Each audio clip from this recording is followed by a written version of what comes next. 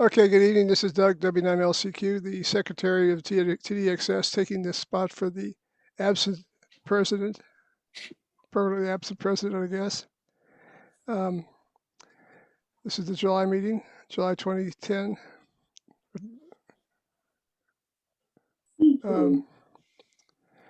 First of all, an announcement. The next meeting, the meeting time, actually, we have a reservation at Tracy G's.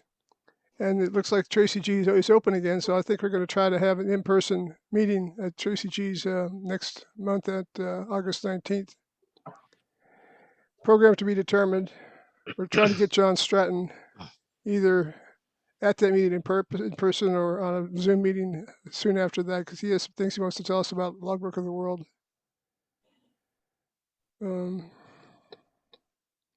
Anybody have any other comments before we start the program? Send me some articles for the bullshit. Somebody. Come on. Go back and start mining the old ones. That's what I think I'll do. I'm just gonna regurgitate them. It's gonna go back and change the year. Same month, different year, new year.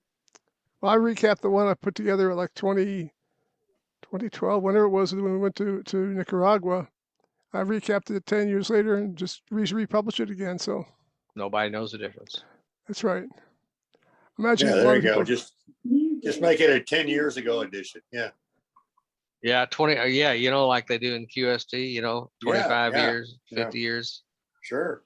But you know, some of you guys might have an interesting biography that you might want to send me with pictures. Anyone have any thoughts about doing that? You've already had mine. I know you don't want to hear about me, so probably tired of my monthly dribble anyway. So come on. Who's talking? Saying CQ? It looks like it comes coming from Paul. I was talking. I published one probably 20 years ago in the bullshit, a biography. But has anything changed? No, I'm still ugly and slow. Well,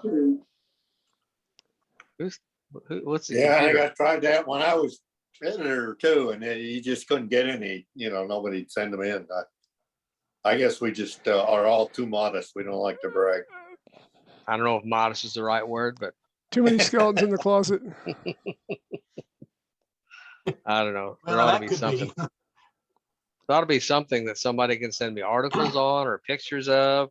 I don't care if you even lie. I really don't care. Just something different. Yeah. Okay. And who's going to run for president? I've been that place. I don't need to go there again. Yeah. So is Paul. Yeah. Okay, well, let's get on with the program. Tonight's program is the recap of the 2007 TDXS holiday style, the expedition to Tortola, British Virgin Islands. I was rummaging through my DVD cabinet, and I happened to find this DVD. I don't know if you guys gave it away after the expedition or sold it, but it was something I said, oh, here's the program. So that's what we're going to watch. Paul, do you want to do any kind of a lead-in on this, or just discuss it afterwards? Oh, well, that's a long time ago. Memories get a little dim sometimes.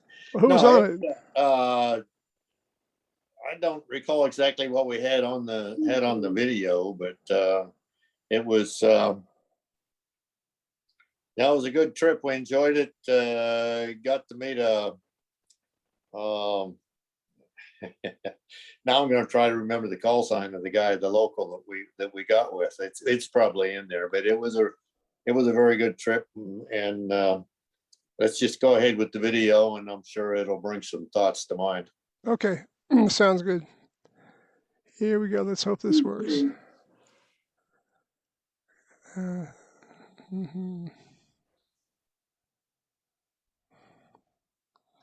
Screen share. Share sound. Where's my Neo? There it is.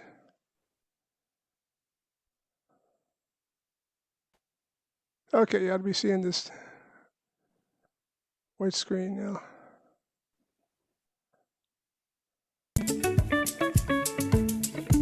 Are you hearing that? Yeah. Okay, good.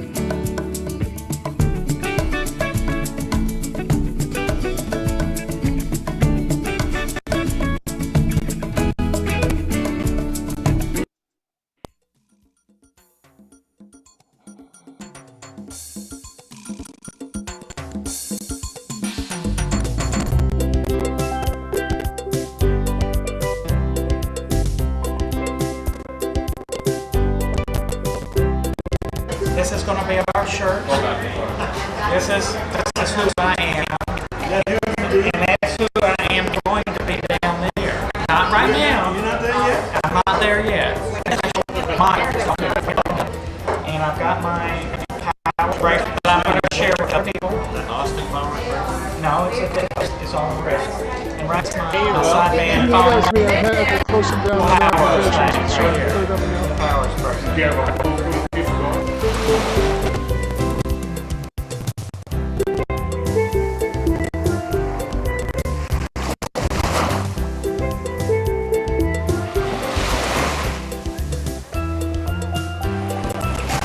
The bullet we had up on the beach, above the beach, over it is a nice view. Not quite on.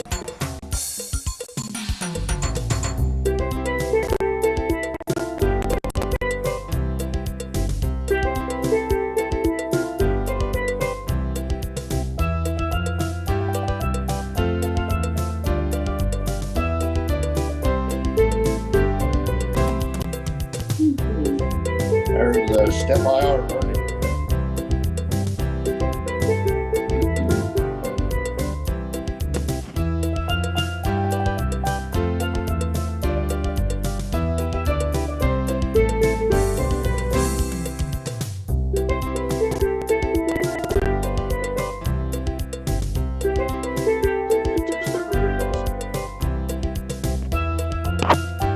So you had two-step verticals? Yes, yes, we did.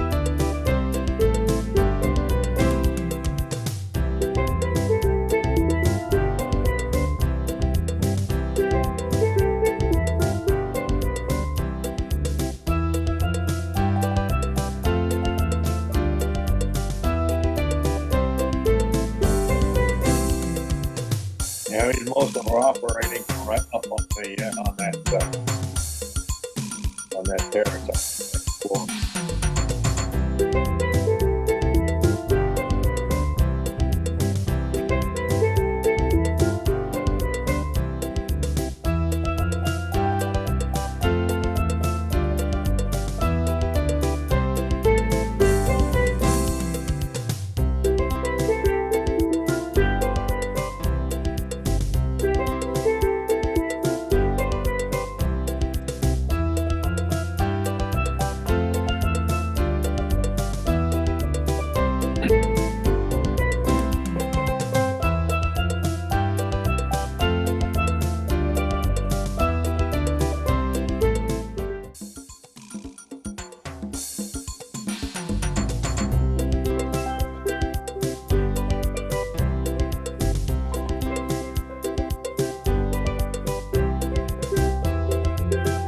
You know, brought your spouses along.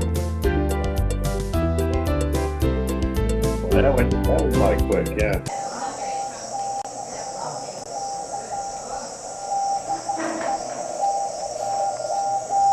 That's Bill Frank, That's Bill Frank. K5WAF.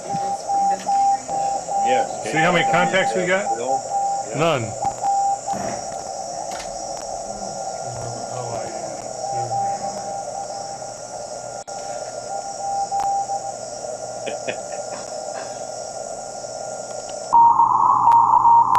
Bob, WB5IUU, made sure we all had those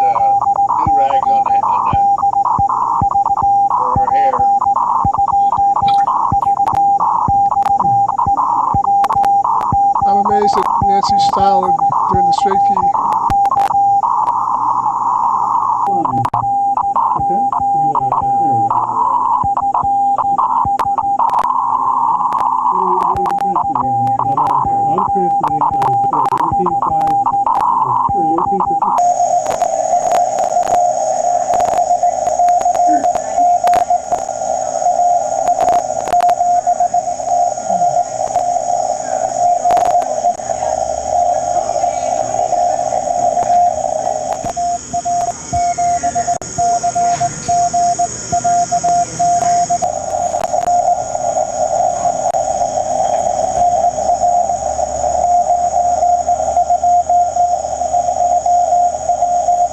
There, Cal, WFIW.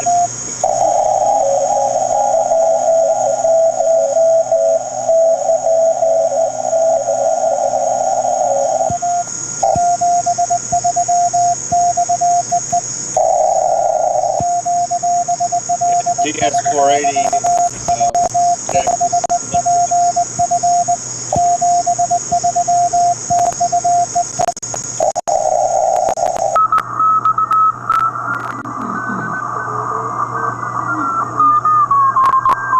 That's where it's supposed to be. Ask Nancy.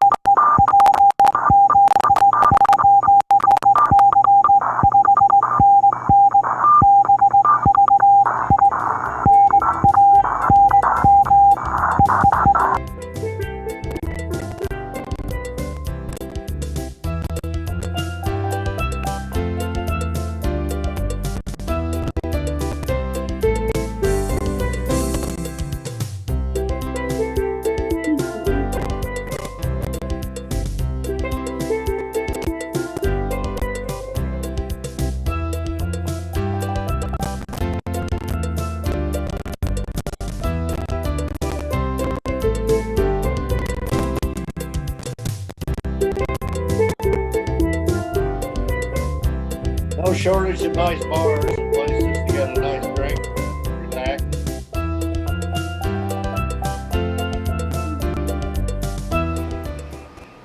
QSL. There's Bob, WB5IUU. CQ contest. CQ contest. This is CQ contest, Victor Papa 2, Victor Echo Alpha. Victor Papa 2, Victor Echo Alpha. Nancy, WZ8C. Kilo Charlie.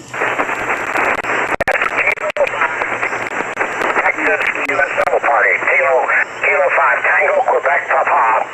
Bob is back here saying that's Mike, that's Mike. Okay, you took a big phase, You're 597, 597, okay? Okay, on the Thank you very much. Nice signal today, 5908 QSL. QSL, thanks for the signal report. Good to know. QRZ, Victor Papa 2, Victor Echo Alpha. QSLV8, good luck. 73. QRZ, Victor Papa 2, Victor Echo Alpha. Kilo Charlie 8, Zulu Romeo Kilo. KC8, Zulu Romeo Kilo, 5911. QSL 5908. QSLV8, good luck. Contest, Victor Bravo 2, Victor Echo Alpha. CQ contest, Victor Papa 2, Victor Echo Alpha.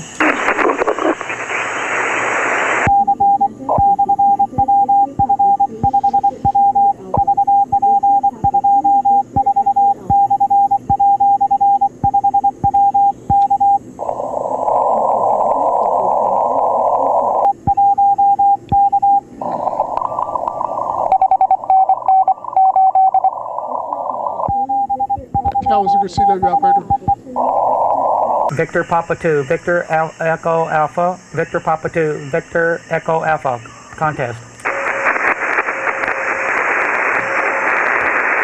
Victor Papa 2, Victor Echo Alpha, Victor Papa, Victor Echo 9. Bravo. Again, please. Victor Echo 9, Romeo. Echo, Bravo. Victor Echo 9, Romeo Echo Bravo, you're 5911. QSL? 5909. Thank you for the 09. QRZ. Kilowatt 1, Bravo, Golf.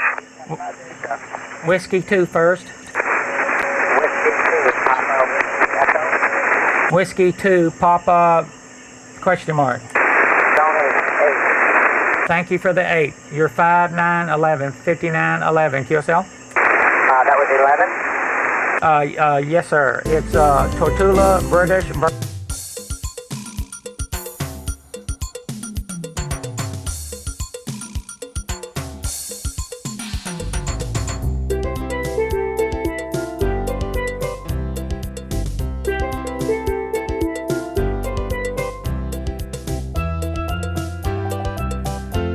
Paul, do you recall how long you were down there?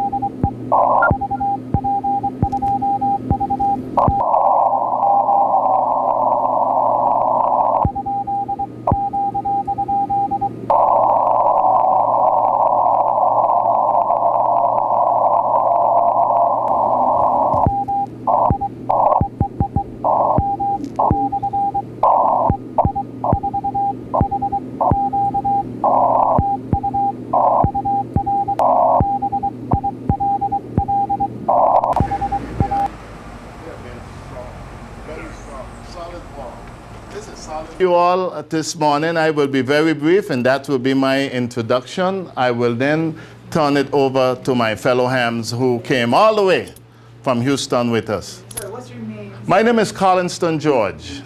Yeah, my call sign is Victor Papa number 2, Victor Quebec. I'm actually known as the voice of the Virgin Islands throughout the world. So, awesome responsibility I take on sharing the BVI. At this time, I will introduce, I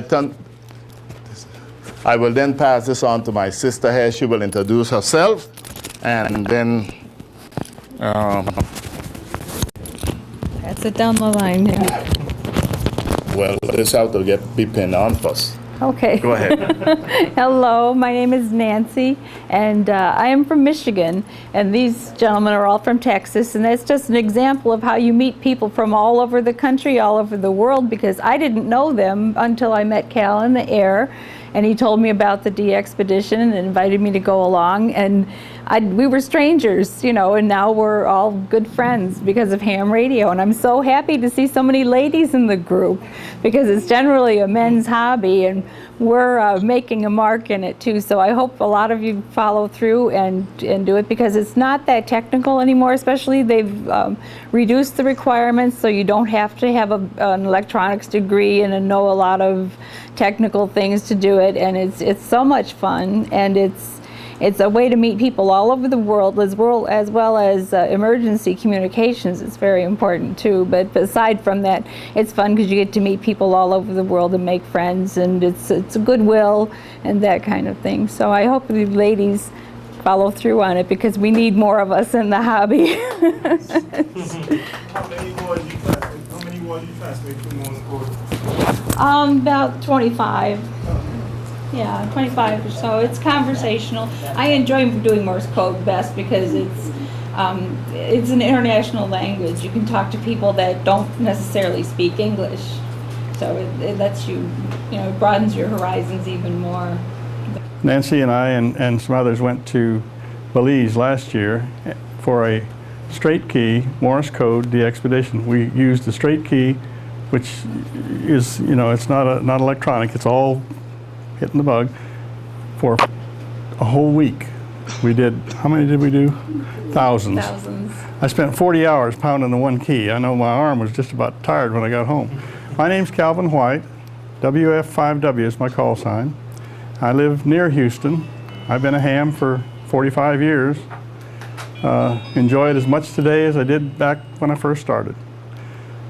One of the things she mentioned, you know, we have a lot of fun meeting people all over the world. The ham radio, non-political, we could go to North Korea, as wild as they are over there. If we could meet some people that were interested in radio, they wouldn't care a hoot about the governments or anything else. It's just people to people, and that's the beauty of ham radio. Well, you can tell who the spokesman is. I think he said it all almost. I think the only thing I would add is a lot of people today tend to think that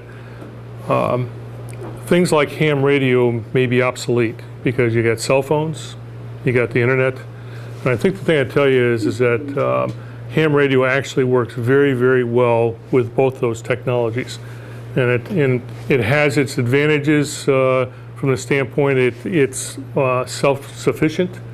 Ham radio is radio to radio. It's not radio to tower to repeater to another radio called your cell phone. And certainly... And you are who? I'll tell them in a minute. I think they could read my name, but that's all right. He likes to tease me. So I tease him. I try to tease him back. It doesn't always work, though.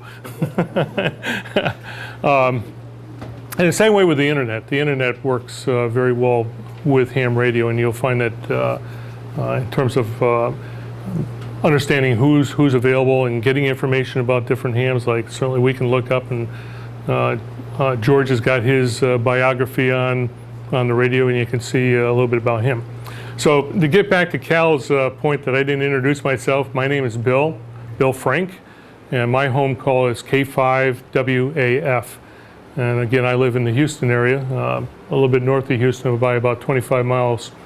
And we're having a great time, and we love visiting different places, and certainly BVI has been really hospitable to us, and we've quite enjoyed it.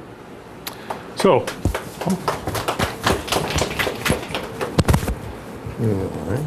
George, my name is Paul, and I've been, my home call, W5PF, the W that we all have, or a K, means it's United States. You can tell where a ham is from by the prefix to his call sign. The VP2V means it's the British Virgins, and those of us that are interested in working all the different countries in the world know those. So as soon as you hear one, you know, well, they're in this country. You know what country they're in. I guess they've told you about almost everything that we can get into, but I've been a ham for 45 years. I still find new things to do, new facets, new areas of ham radio to get into. So it can hold your interest. And to build a little bit on what George was talking about, the events you had where you went out and set up in the field, and that's a good way to introduce people to the radio. It shows that it doesn't take much for a ham radio operator to set up and talk to anywhere in the world. I've been a ham since the 70s, and I've enjoyed it ever since. It's a nice hobby. It's keeps you out of trouble. My wife knows where I'm at every night. I'm back in the shack. We call our ham room the shack. That's where we got all our gizmos back there, and we're in our elements back there, you know. And let's see, one thing, when we got into ham radio, you know, they didn't have cell phones or computers, and the radios they had were about this big. The portable radios that we have today are a little bit smaller than this, maybe half that size. My first contact on CW when I was a novice was Huntington Beach, California. I was in Dallas, and I was working the code because that was your first license as a novice. And I said, wow, I just talked to California, you know. And I mean, that was just something big, but today it's not. I mean, you know, every little teenager has a cell phone now, and they can talk anywhere. And I can pick up my cell phone and call about my dog yesterday to see how he's doing, you know, and everything. I have been buying up everything in town. I'm kind of out of money. I've got all the hats, all the flags, all the T-shirts, muscles, everything. And could I borrow that cup and pass around for some more funds? I need just a little bit more money because I've run out. I just got $200 left, and I just found that out, and I ate that up in the last couple of days in a couple of meals. But anyway, I'll keep it short here. Captain Cow said I couldn't talk very much, and so I'll give it back to George there.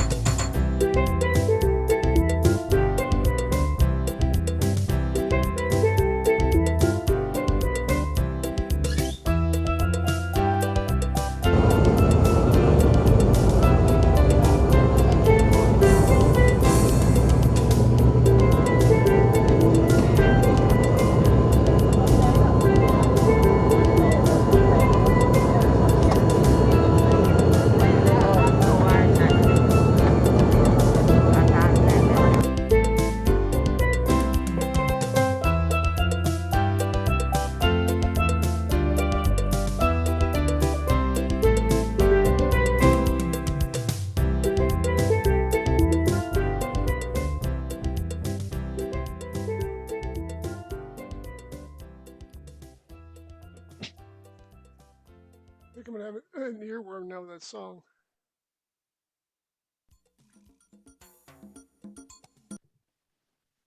Okay, stop. Okay.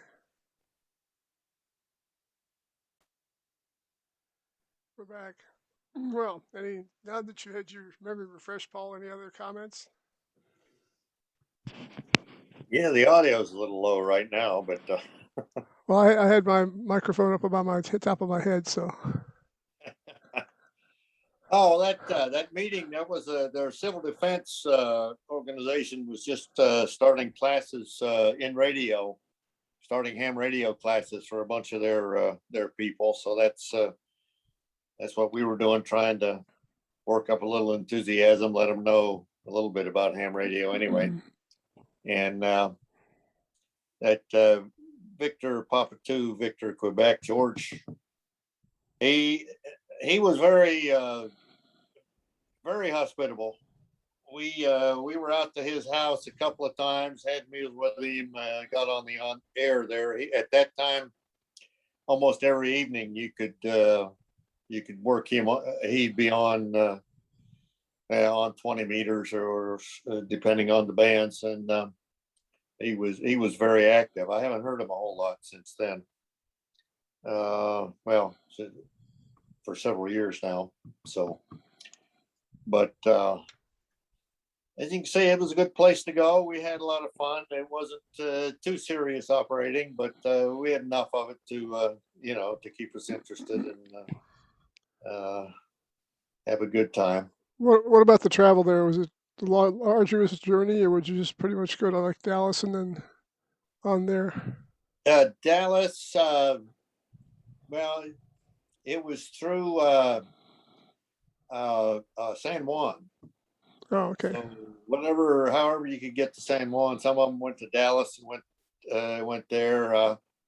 We went to I think we flew into Miami, and then myself and Cal and a couple of the other ones went to Dallas, and then San Juan, and Cal and I went to Miami and then San Juan. We met up there and then flew to BVI from there.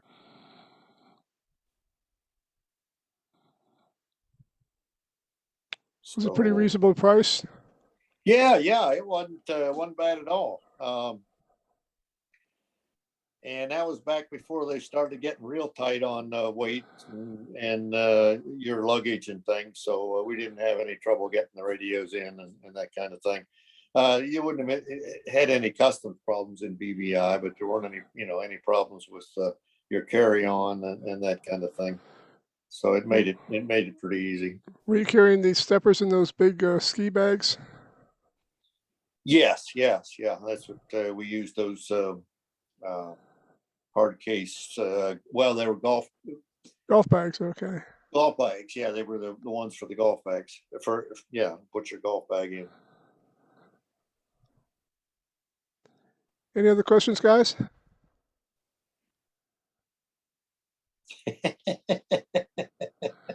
How many contacts y'all make? Oh man, I'd have to look it up. I think it was a neighborhood of 5,000 or 6,000 total. And we were down there almost 2 weeks. It sounded like you had some pretty good piles going there. Yeah. That was one thing. You'd think, oh, that's going to be an easy one. Nobody will want to work us, but you get on the air and call CQ, and it wasn't a huge pile up, which was good because it wasn't too hard to work. But there'd always be several people there, so it you didn't spend all your time calling CQ. Do you recall what kind of a radio the 480 was as far as CW operation? Did it have pretty good filtering? Yeah, it was decent filtering. It had besides the crystal, it had some processing, the DSP filters in it.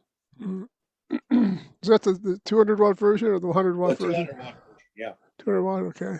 Yeah, there were 3 or 4 of us that had those that we took on several trips, and they worked out well. As I say, they were not The pileups were not real big, so I'm not sure the filtering would have been all right if you were on Bouvet or somewhere, but but it was certainly adequate for what we were doing. I think that's the same one that we took down to Nicaragua a few years later. Yeah. You were down there. Yeah. I see Scott trying to talk, but not hearing him. Was it a one-off trip? Have you all been back? We have not been back there. We went to several places over the years. We were at the British Virgins. We also went to Bermuda. We went to San Andres, which is Columbian Island. It's not, it's not the tourist trap like a lot of the other ones, and not quite as well known. And then we went to, we also went to Malta. Doug, you were over there too, weren't you? No. The only one I've been on is the one to Nicaragua. Okay. That was real. I mean, I didn't join the club until 2006, and then Malta it was pretty close soon after that. So I hadn't gotten into the. Yeah, it was right after that. Yeah. So we used that way to get permission to get off on ham radio trips. With the wives with us often enough that. Well, a lot of that was helped out by the Top Fund too, I think. Yeah, the Top Fund helped us out quite a bit. There were several of those that helped us out. Actually, I think the first one was actually before the Top Fund, but Dave contributed some money when several of us went to down to the Falkland Islands. That was just the guys. Although Cal and I met our wives in Chile on the way back and spent a week in Chile. So I was going to point out that there is on the new website. Let me pull this up.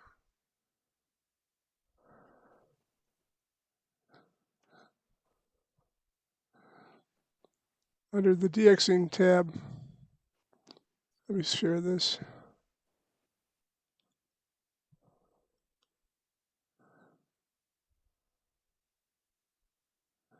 There we go. There are all kinds of the expeditions that guys have gone on through the years for the club. Yeah. Some fairly exotic. Some of them were. And certainly Desechea was sort of exotic just because it was difficult to get on the island.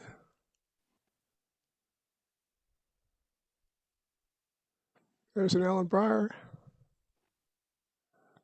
Yeah, with a little bit more and darker hair. I didn't have much hair then. I don't have any more now. So.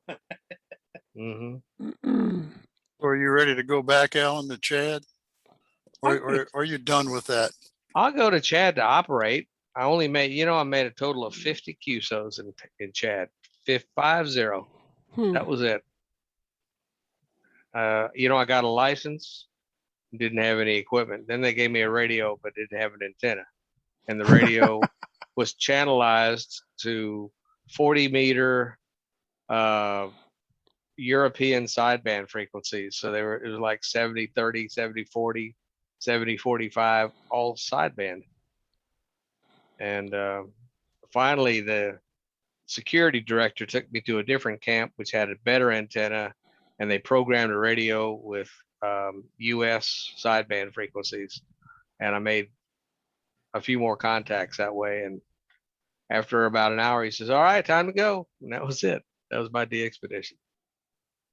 So you were working over there?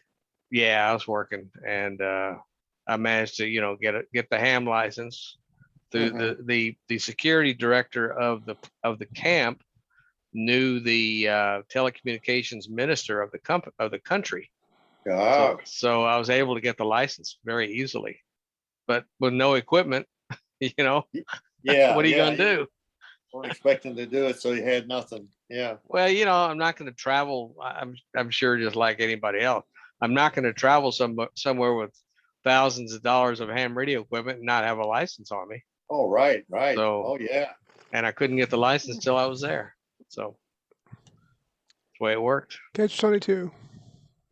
Siberia was a different story. I met some hams there, and they had a great station, and I was able to operate from their station. And lots of vodka. Lots of vodka and beer. Yep. You bet.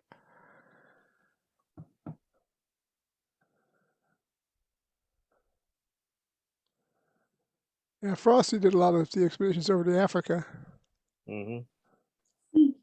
Yeah, he did. He set one up for us where we went to Mozambique.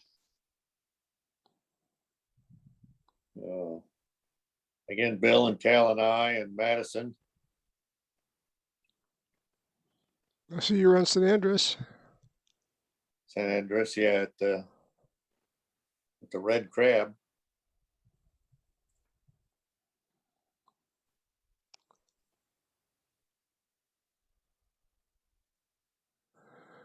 Okay, anything else, guys? I'd just like to make a comment. It seems like interest in this club has really been waning and dwindling, and we've got to figure out some way to get people jazzed up again and interested and get some activity going and That's affirmative. something. It's really saddening what's going on. But we're not the only club in that situation. Yeah, be that as it may.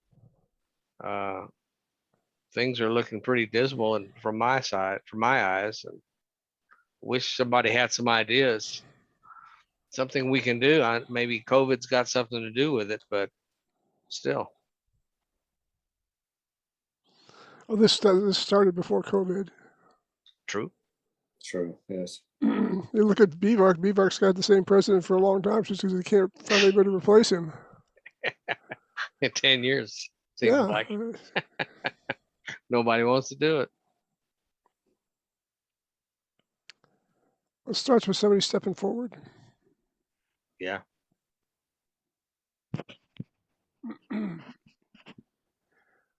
Well, rant off. Thanks for joining us, guys. So next month is going to be live at the Tracy G Center, 7 o'clock. Yeah, maybe we'll have a big crowd, huh? I hope so. If we get John Stratton there, maybe we'll have the big crowd. Mm-hmm. We'll let you know. All right. But looking forward to getting together in person. Mm-hmm. Okay, thanks and good night. All right. Thank you. All righty. See y'all later. Take care. All right. See you all later. Thank you, Doug. My Thanks, pleasure. Doug.